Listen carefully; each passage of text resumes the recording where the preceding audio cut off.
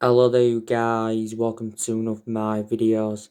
Manchester United have just drawn 1-1 with AC Milan in the Europa League round of 16 first leg at Old Trafford.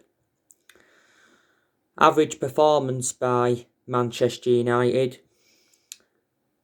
AC Milan totally dominated the first half. AC Milan had 2 disallowed goals. 1 for offside and 1 from a handball from Kessia, if I pronounce his name correctly. By the way, it was a very, very good volley by Kessia.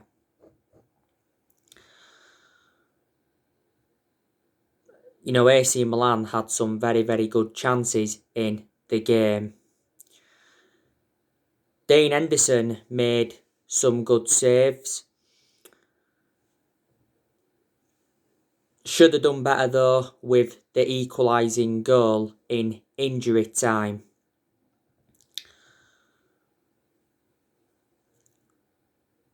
And like I've said in regards to Dean Henderson, I think he should be our number one now. Because he's reliable enough to become our number one. He has got that experience behind him. And he's done well in the games he's played in this season.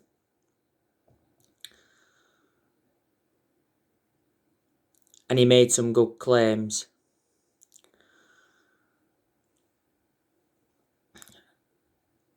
Harry Maguire, he had a fantastic chance in the game. He missed a sitter. He hit the post from a yard out. Don't think Maguire enjoyed the best of games. Defensively, you can say he did okay at times.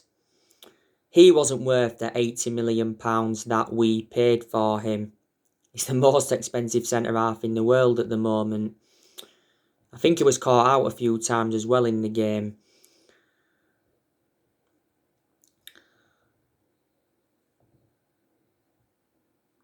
Daniel James, he also had a fantastic chance in the game. Should have converted it, put it wide. James didn't enjoy the best of games. Anthony Martial, obviously, he was playing tonight. He had a very, very good chance, produced a good save from Donnarumma. I'll give Eric Bailly credit tonight. I thought he played very well. Defensively, he was good. And he was quite effective in the air. Nemanja Matic, I thought he struggled tonight. At Tommy, he wasn't at his best either.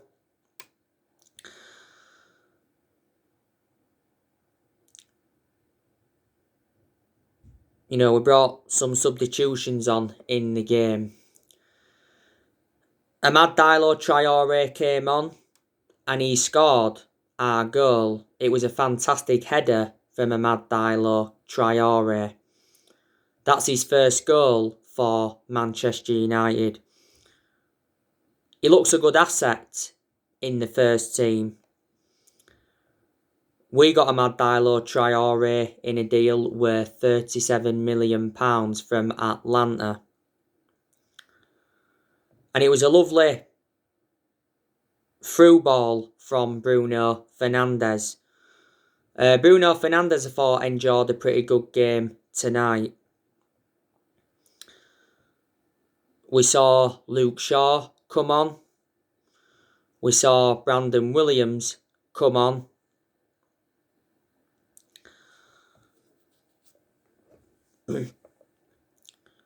And someone else came on in the game as well. Can't remember who that was.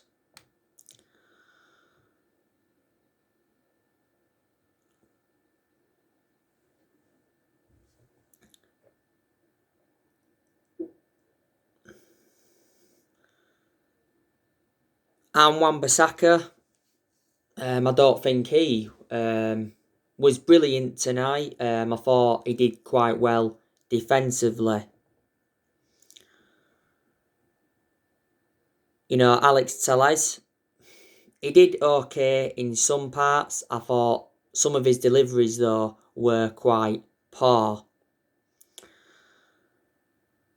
I think, by the way, Martial came off injured in the game. He's just recently come back from injury. Solskjaer made 4 changes from the 2-0 win against Man City. But I am really, really disappointed because we actually should have won the game. You know, Milan didn't score in the 92nd minute of stoppage time. I think it was a header from a corner, Milan's equaliser. You know, Milan now have the upper hand because they've obviously got that vital away goal. We play AC Milan in the second leg on the 18th of March at the San Siro. And I said to you know, Milan are a very, very good team. You know, they're sitting second in the Serie A. I think they're actually considered as the favourites to win the Europa League. Tonight's game was the first time we played AC Milan in 11 years. AC Milan's last win at Old Trafford was back in 2005. You know, their current manager is Stefano Pioli, and he's been AC Milan manager since October 2019. You know, AC Milan had quite a few players out tonight. There was no Ibrahimovic. He's out with injury, so didn't reunite with Man United. I think Stefano Pioli will be hopeful that he'll be available for the second leg. Ben is out with injury. Hakan Çalhanoğlu's out with injury. Rebic's out with injury. Theo Hernandez, he's, I think, been out with injury as well.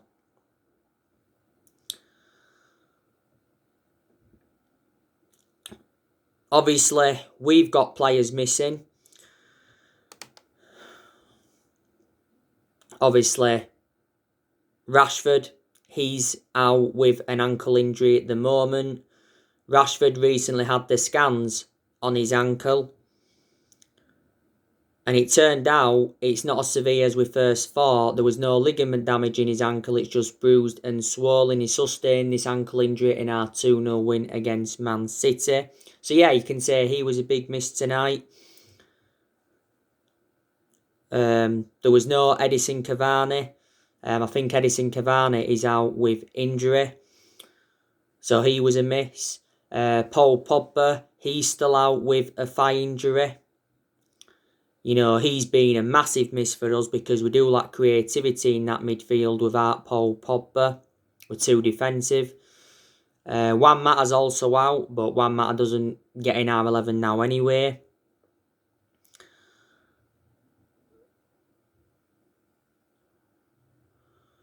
Phil Jones, he's still out, but you know, he's another player that doesn't get in our 11.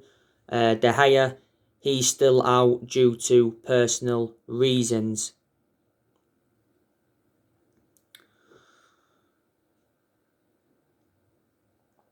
I was expecting a better performance by Man United this evening because we had a lot of confidence coming into this game, reflecting on the 2-0 win against Man City. It was actually a very good performance against Man City and it was a very, very good result.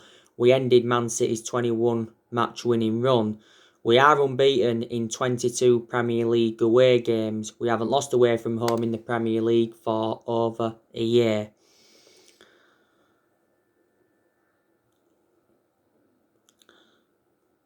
But the Europa League is definitely a priority for Man United. It is a chance for us getting some silverware on the board. You know, we got to the Europa League semi-finals last season. We lost 2-1 to Sevilla. And we won it back in 2017 under the Jose Mourinho where we beat Ajax in the final 2-0. So we focus on our next game now, and that is West Ham in the Premier League on Sunday. And that's going to be a pretty tough game because West Ham have done very, very well this season. David Moyes is doing very, very well in his second spell with West Ham. Didn't do so well, though, in his first spell. It'll be the third time we'll be playing West Ham this season, because we've played them twice already this season and beaten them both times. Beating them 3-1 at the London Stadium, and we're beating them 1-0 in the FA Cup 5th round after extra time. It was a goal from Scott McTominay. Actually, last time West Ham beat us at Old Trafford was back in May 2007. Moyes has made quite a few signings since he became West Ham manager. Obviously, brought the likes of Souček in, and he's made a fantastic impact at West Ham. Also brought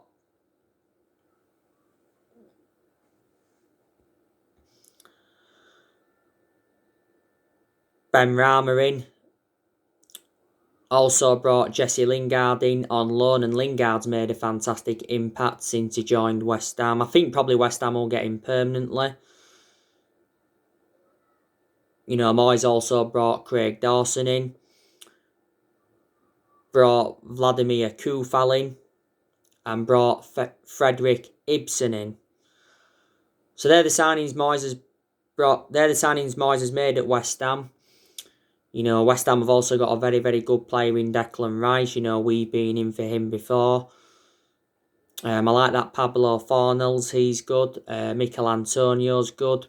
Lanzini's good. Jared Bowen's good.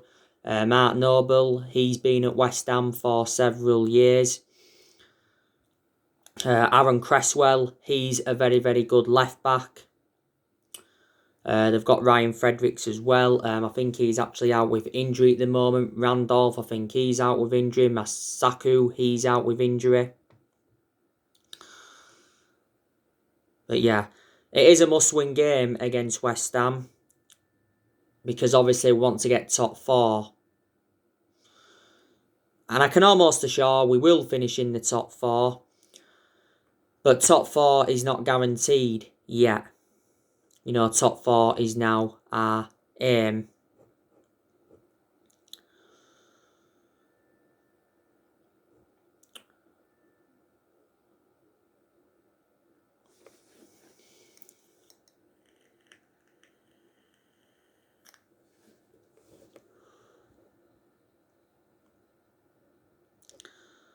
But like I've said to you, in regards to Solskjaer, he must win a trophy at Manchester United to avoid the sack. Because he's not yet won a trophy at Man United, and we haven't won a trophy since 2017. And that's nowhere near good enough to our standards. A club of our stature need to be winning trophies. This is Solskjaer's second full season at Man United, and I've already said, haven't I, he's not the long-term manager for Man United. But if we was to eventually sack him, who would come in to replace him? That's the thing, because there's no one available at the moment. Mauricio Pochettino was the favourite to take over, but he's out of the equation because he's at PSG. But I think Ole is here to stay. I think we are set to hand him a new 3-year contract.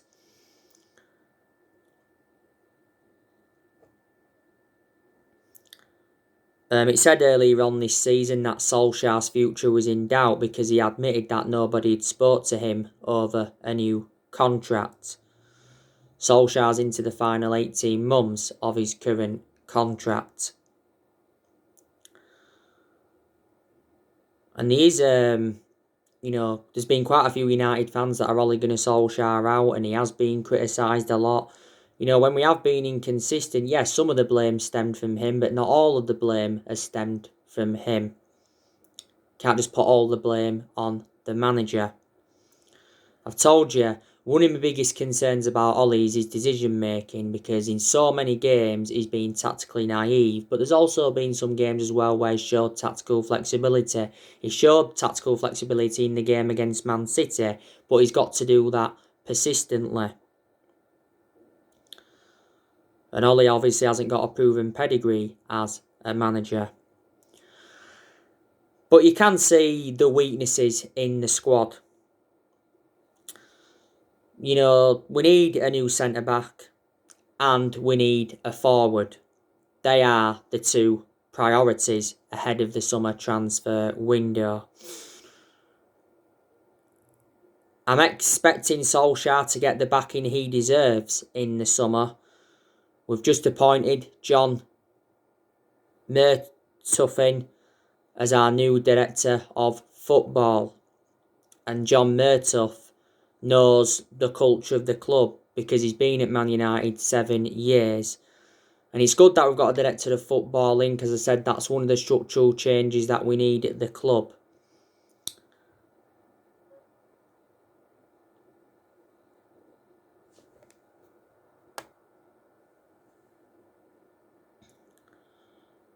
And we was in for a director of football for a while.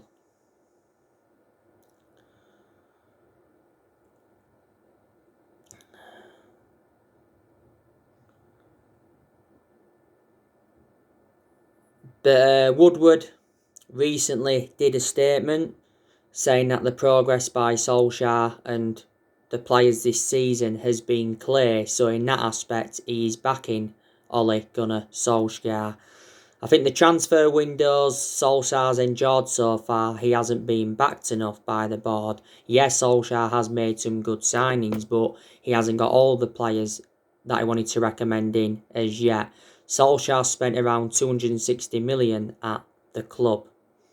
But Woodward's come out several times to show his support for Ollie, and he did say towards the end of last year he will back him with a long-term plan centred around summer transfer windows.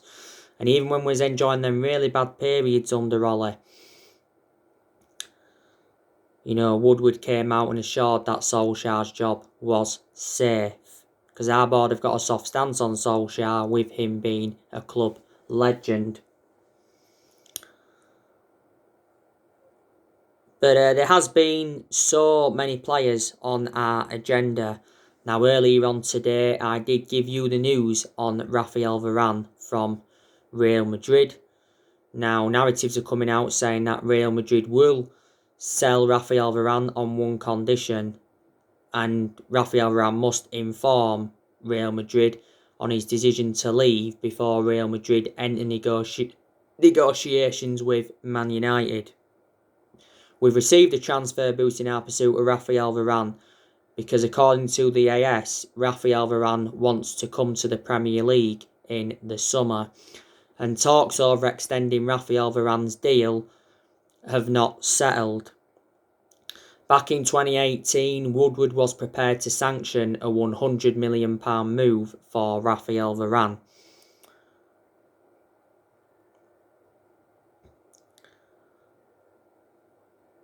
I think he's now valued at around £61 million. There's been quite a few clubs in for him.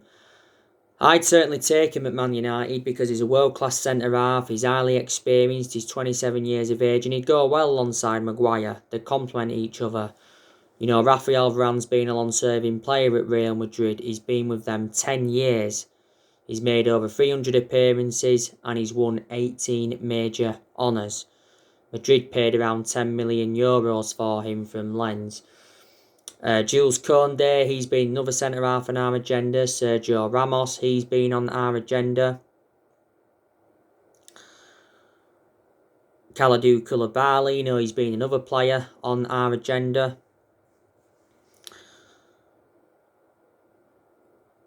You obviously know the news on Erling Haaland. Ole Gunnar Solskjaer would love to sign Erling Haaland. It'd be good to see Solskjaer reunite with the player, because Solskjaer knows him well, because Solskjaer was the one that gave Erling Haaland his debut at just the age of 16. And back in December 2019, Solskjaer and Woodward went to Norway to meet up with Erling Haaland to negotiate a possible move to Man United. And Solskjaer said earlier on this season that he's following Erling Haaland's progress. And he said prior to the game against Real Sociedad that he's keeping in touch with Erling Haaland. There's been so many clubs interested in him. If Dortmund are to sell Haaland in the summer, they'll demand in the excess of £100 million. He does have a £68 million release clause, but that doesn't become active until next year. Mini Oriola, Erling Haaland's agent, I think has said there's around 6 Premier League clubs that can afford Erling Haaland. But since his arrival at Dortmund, he's been a revelation. You know, he's been at Dortmund over a year now. Dortmund paid just £17 million for him, and he has got a contract with Dortmund until 2024. You know, do you think there's still a chance we can sign Jadon Sancho in the summer transfer window? I'm expecting us to make around 3 or 4 signings in the summer. Solskjaer did say we may not do business as usual in this year's summer transfer window due to the pandemic. But Solskjaer said he's only interested in bringing in players that would be a perfect fit for the club.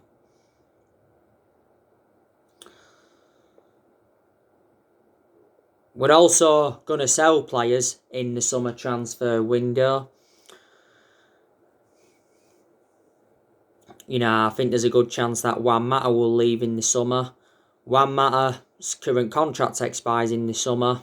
There is an option to trigger his contract for a further year. Solskjaer did say earlier on this season he's not surprised that Juan Mata's linked to a move away from the club.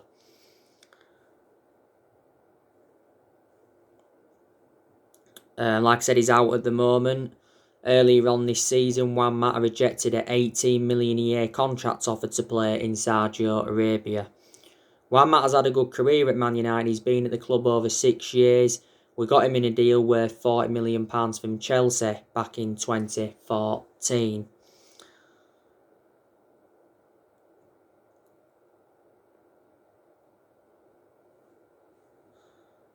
Edinson Cavani.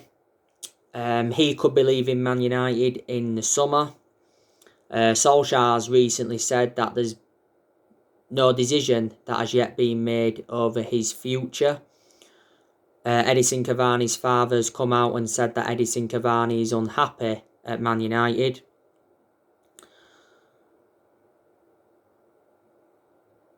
And he said he's not feeling comfortable in England and he wants to leave. Now, reports from Argentina said that Cavani's decided to leave Man United after just a season at the club. He's rejected the contract extension and apparently wants to join Boca Juniors on a 3-year contract. Like I said, Cavani's out with injury at the moment. That's why he's not playing. But earlier on this season, it said Cavani wanted to stay at Man United beyond this season. And Solskjaer said he was set for contract extension talks. You know, we got Cavani on a free transfer last summer. He signed a 1-year contract with Man United with an option of a 2nd year.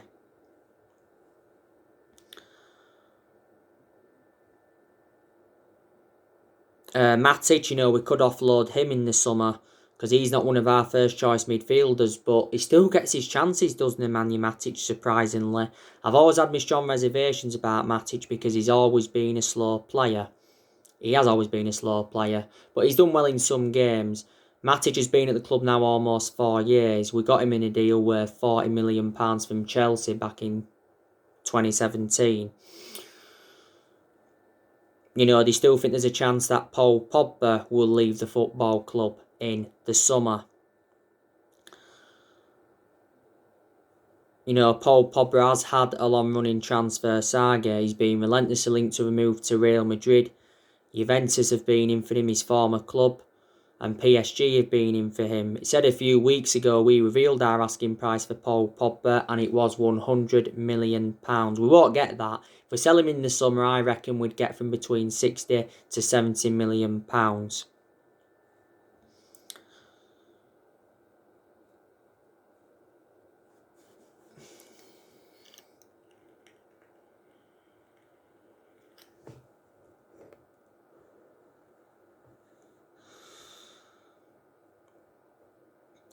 But a narrative said the other week that actually Paul Pogba was open to staying at Man United after making a transfer U-turn, and it said he's willing to discuss a new contract. Solskjaer suggested earlier on this season that Paul Pogba could sign a new contract, and he revealed that he is happy at the club. Earlier on this season, we triggered that 1 year extension on his contract, so he's under contract with Man United until June 2022. We know that Mino Raiola, his agent, is desperate to get his client out of the club. He said earlier on this season that he's got no intentions of destabilising his client's season at Man United, but he said he's working quietly on Paul Pogba's transfer to avoid offence. And he made the announcement back in December regarding Paul Pogba, and Solskjaer was furious with Mino Raiola's announcement because it was just before the game against RB Leipzig in the Champions League. Pogba's our most expensive signing at the moment because we paid £89 million for him. Phil Jones, I'm expecting him to leave as well this year because he doesn't get in our team. I'm surprised he didn't go in January, but Solskjaer said he's going to be given a second chance. Romero, do you think he'll go? I think there's some United fans that have been saying we should offload Victor Lindelof because he's not good enough to represent the club. Should we sell Martial in the summer? Martial put a very good performance out against City. And he had 2 fantastic chances and he should have converted at least one of them. He's not clinical enough, Anthony Martial, that's the problem. But he's been out of form for the vast majority of the season. And there's a good chance we'll sell De Gea in the summer. You know, if we sell De Gea in the summer, I think we'll probably make Dean Henderson our number 1 goalkeeper. There again, though, it says we're actually looking at 3 goalkeepers who could possibly replace David De Gea. It says we're willing to listen to offers for De Gea. I think De Gea is valued at £50 million. Earlier on this season, Solskjaer warned De Gea that his number 1 jersey was under threat. De Gea's got 2 years left on his current contract at Man United and he's on £375,000 a week, which is a substantial amount. I think there's a good chance De Gea will go back to Spain, but the Sun recently said that PSG wanted him because Pochettino is looking for a number 1 to replace Keylor Navas. You know, De Gea's been long servant of the club. This is his 10th season at Manchester United. Like I said, a few years ago, he was regarded as the best goalkeeper in the world. But in the last couple of years, he's made calamitous mistakes, and reflecting on that, he has become a liability.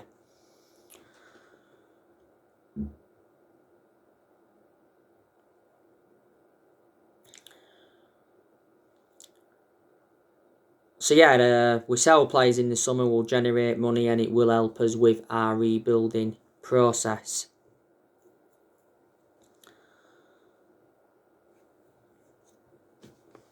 You know, we've got to credit Ole Gunnar Solskjaer in some aspects. You know, like I said, we're second in the Premier League. At one point, he got us top of the Premier League for the first time in 7.5, 8 years. But we're no longer in the title race because there was a period where we dropped far too many points.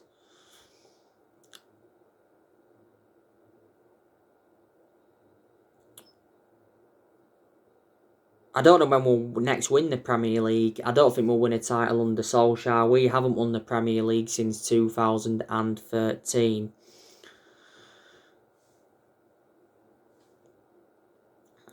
You know, we're in the FA Cup quarters. We are in the Europa League last 16. It's going to be tough, though, going to the San Siro. You know, maybe there's a few United fans that expect us to go out. You know, Solskjaer got us to the EFL Cup semi-final this season. You know, did well last season, his first full season at the club. And he's got rid of a lot of the deadwood since he got recommended in. And we've had good periods under Ollie where we have seen consistency, and there's been some games during them good periods where we've got the best out of the team and he's improved certain players. But a lot of United fans did say we made a mistake giving him the job. Some United fans say we did give him it too soon as well. Maybe we should have waited until the end of that season to decide or not whether to give him the job. But we're giving the job permanently because he did very, very well in that 3-month period when he was the interim manager. On my next video, I will be giving you my player ratings from this game. So anyway, guys, that's everything to update for today. Drop your comments, likes below on the channel. If you do, consider subscribe as always, and take care. God bless. See you all again very, very soon.